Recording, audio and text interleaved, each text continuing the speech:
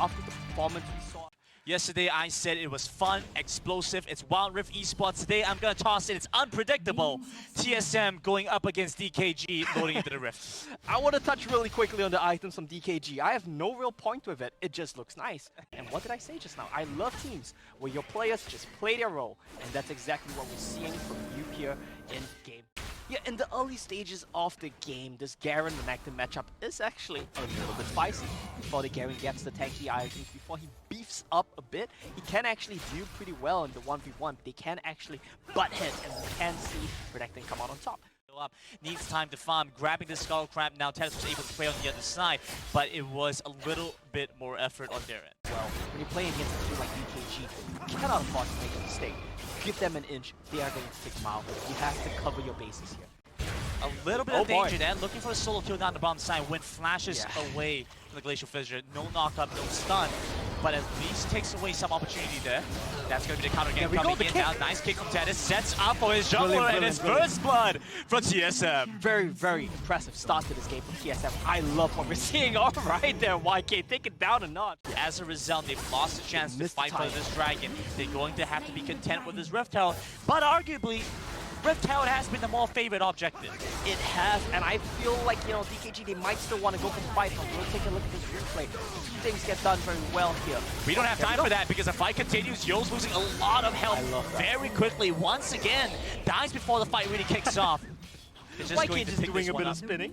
Pertroni, right, they are going to be a carry slater, and here we go. DKG with a nice pickup on Sonyy. He's just going to try and make his way back on the turret towards the Honey Fruit, but gets taken down in time. In the mid lane, though, they trade back for win.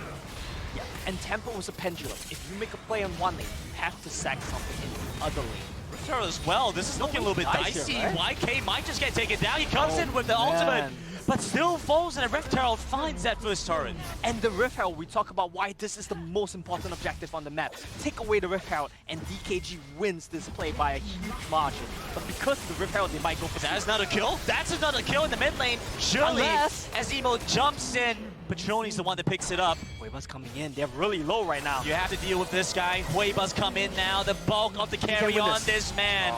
Taking out a lot of the damage with the repost. Is the re-engage coming through from Mike, but they've taken him down. Raid Boss is gone. He's too early in the game to be that threat. And I don't know, I think that this TSM, look at this discipline, they know when to fight, they know when they can't fight. I think the calls from them have been very good, but that's so cheeky. He's gonna get caught out though, barely misses out the tornado, so he won't get information of where they are. Right as the dragon's about to spawn, so this is going to be a pretty critical team fight. They're looking for a trade back on the EMO, but it's difficult. He's still very tanky. Damage coming through from Pertroni. But that's about it. They have to kind of recollect their efforts now. Look at the Baron lane as well. YK managed to shove in the way, get a little bit of gold here. Keep in mind, TSM, they are winning the fight. They are getting the turrets.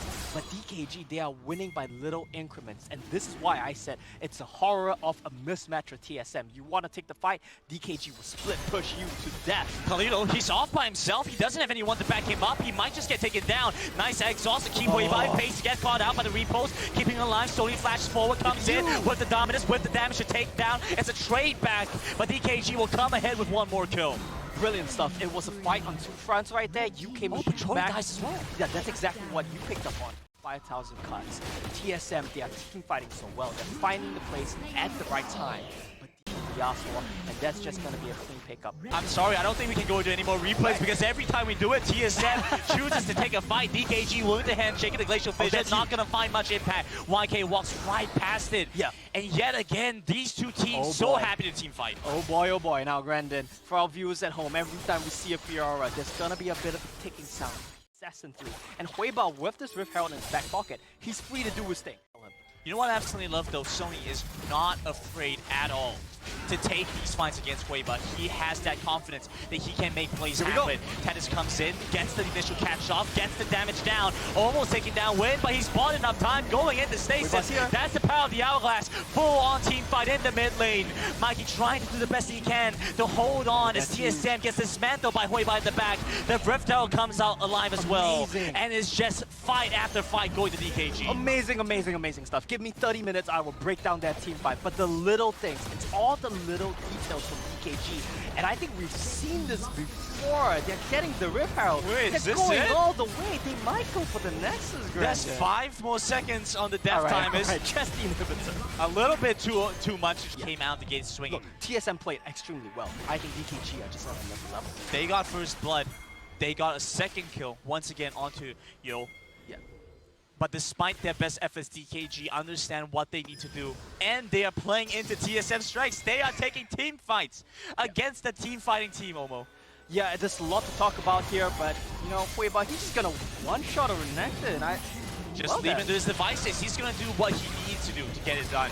Taking down yet another. It's Tetis the second to fall from TSM roster. Look at the minimap. Look at Diana on the minimap. They're looking pretty tanky, but Diana's walking in the wave right now. Yo's going to be there to try and end things off. Pertroni doing the best he can. The takedown win. The volleyball is going to be there. Flashes out, gets to safety. Yo decides he wants a piece of the action, and TSM will crumble to the face of the edge. Now, I thought Diana was running for the Nexus. I'm a bit let down that he didn't. He comes in, he says, I want a piece of the action. Gets the cleanup on the fight. I see that Pertroni has damage, but he has 2 items up against the 3 items No, he has on one damage. target that's still multiple. Here we go. There to take you down as well. Pertroni commits his heal to try and escape. YK is there. He's back for revenge, and he's looking for the kill.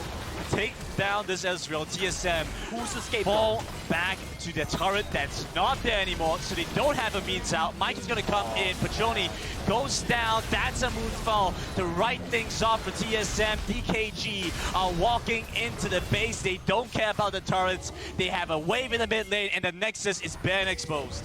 Going for the end here, Grandin. It's the end. It's game 1 over to DKG as they close out the last few kills. Huiba's gonna get caught under the fountain. It's a nice knockout for Mikey, trying to at least pull something back. But in the end, DKG will close this off. Changes, but still the idea was there. Game 2, it feels like desperation to me.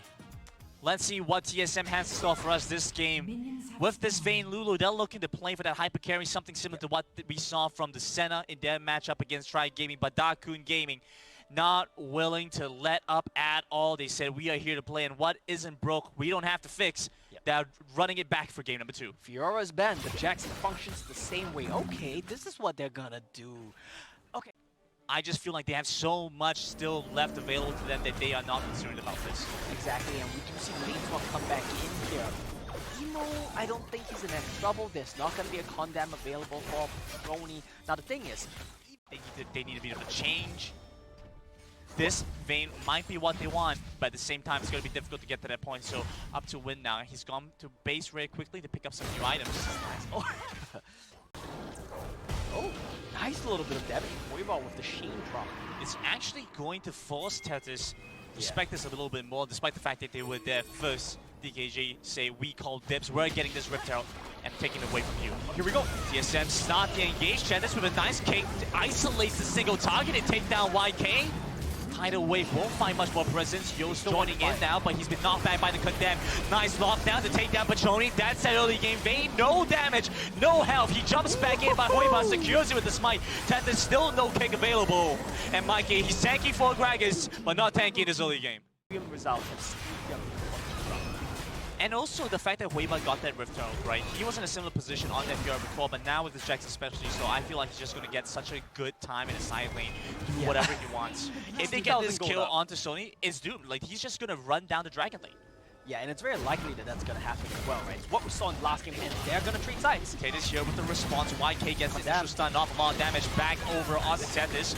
He's coming in clutch. The rest of TSM fully supporting this endeavor, but only one kill to be found here.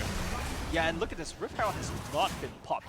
You get the kill as TSM, but the response from DKG during DKG's team comp, and that is Polymorph is really broken against Riven, Diana, and Jax. In addition to that, Wild Growth is also really good against Jax and Diana. So those two factors make the Lulu a good pick here. Problem is, Pad. No, let's just segue away really quickly. What I would have liked to see from TSM here, if they were planning for this draft again, it would be an Olaf pick. I think that's the upside. It runs down Varus and Nami as well, and I think an Olaf pick here could have changed the game for TSM. Unfortunately, that's not the case. Let's see how much this matters. Nice flash away from Mike. Huiba won't be able to catch up with his own flash. Tetis coming in now. This Rift Herald is going to find them a little bit more pressure, but the rest of DKG won't be here as TSM take it down. Yeah, Yeah, well, TSM take down the Rip Herald, they saved that tier 3 turret, and I think that was... But TSM still on their fighting stance. They're still on their feet, looking to try and make a play to turn things around. Sony's going to get caught out. He's slowed out quickly, but Tetis comes in, buys enough time, and now it's DKG. They're on the run because you watch out Pertroni. He's picked up the Wild Growth. He's coming in here with enough damage to pose a threat, but Huiba doing a fantastic job. Talk about zoning, talk about Huiba. He is textbook perfection in the way he plays out these fights. Pertroni finds no impact. DKG with 3. Granted, it's just so heartbreaking for They take 3 turrets. they take 3 turrets. Huiba's gonna get a nice pick off on the Tetis there. A little bit of backup from Mike, but I don't think there's much to be found there. DKG will just be content. Call him Jeff Bezos right now. He's style that we see teams play very heavily around here. Now we'll have to see how teams adapt as the tournament progresses, as playoffs approaches. We're still a bit far off. Huiba, I mean, he's good. Looking for a pick off, maybe trying to take down YK. Yeah, he has been the target of focus for TSM time and time again, but DKG this time around will come up ahead. Get you a partner like Huiba who takes care of your every need, who carries you. Only one of the discussion pieces for best player in this competition, one of the MVPs for the competition. Oh, I don't think there's any discussion to be had. From what we've seen so far, there's no discussion to be had. Let's see if DKG can hold on to their mental. Yeah. And maybe start pushing for the title of the best team in the world. TSM are going to be another step in their way, but TSM, they are also looking to turn things around. Yeah, I mean, what can they really do right now? Team fight, that's what they're known for, that's what they have to try and aim for. Looking to try and displace the waves. That Rift Herald is going to make a huge difference. Yeah, the Rift Herald's coming in, and we saw what happened with the last one. If that pickoff caught them, they might have just seen DKG push in to end the game. Wynn's going to get caught off. TSM might just have a team fight entry and go back in it. Nice team for Tetis, and suddenly things don't look so straightforward, not so clear cut. But Yo's going to buy so much time, take down a majority of the backline of TSM, put them so low. Pertroni's coming in now. This Exxon is going to reduce a lot of his damage. But YK joining into the fight means TSM have to get back to base. Brandon Pertroni is so aggressive. How does he walk around like that? This man, he runs into 3 people. I love it. I'm sure they do, right? I'm sure Jack says it all the time still. It's so annoying, but it really gets the message across. Absolutely. Baron available for DKG is also a message, I think. Do you remember in the last series when we were talking about Rattel on Camille and how he had 3 items, he can't die anymore, things along those lines? Sure. Let's look at Huiba. He's got 4 items. Akun Gaming's dominance over this one. Oh, it's not just that, right? Who else did we see that dominate? Roster wide today. I want to look towards this matchup, and I want to say that the winner of that matchup might win the whole thing. All right, but let's not get ahead of ourselves because TSM still have a fighting chance. That last breath in them is Yo looking for the engaging, barely clips it down Sony. Pulls the Renekton back into his seat. DKG find the first pick off. That's emboldened them. They're looking for a little bit more, looking to chase them down, but TSM back off, and so DKG go for the Baron instead. Yeah, and that's a bit of the Unero syndrome right there, where you get offered up as a sacrificial lamb. Your team has to make it out alive. It's that scene in the movie where you say, go on. No Baron. Yeah, no Baron. I mean, they don't want it. I think at this point, they can take anything. Huiba with his 4 items is looking to make a statement, making a statement piece. TSM, we'll see Tetis fall. He gets the kickoff. But where's he supposed to go? No, they messed up. Tetis wanted to kick Huiba into his team, but Pertroni wanted to condemn him against the wall. Not on the same page means they end up kicking Huiba away, and Tetis pays with his life. They get the Baron, and I mean, it looks to me like it's like not in the right direction. Not in the right way, not in a good way. Not in a good way, yeah. If it was just half a second after, could have seen a difference. But that's Baron gone while we're taking a look at that replay. DKG are closing this one out in such good fashion as well. TSM gave us a good showing that first game, but against DKG's full force, it just doesn't seem like there's much to be said.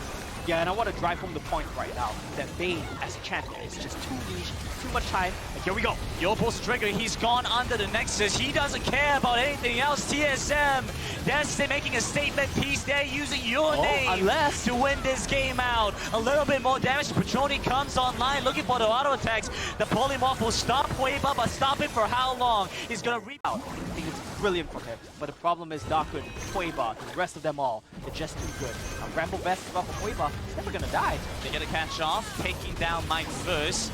As soon as is going to lose a good amount of health as well. Pertroni's coming in, but has been caught out by the corrupting chains. And Stasis will only buy you time, but there's not enough gold in the world to keep you safe for Dakun Gaming as they take down the Nexus 2-0 in this series. Amazing.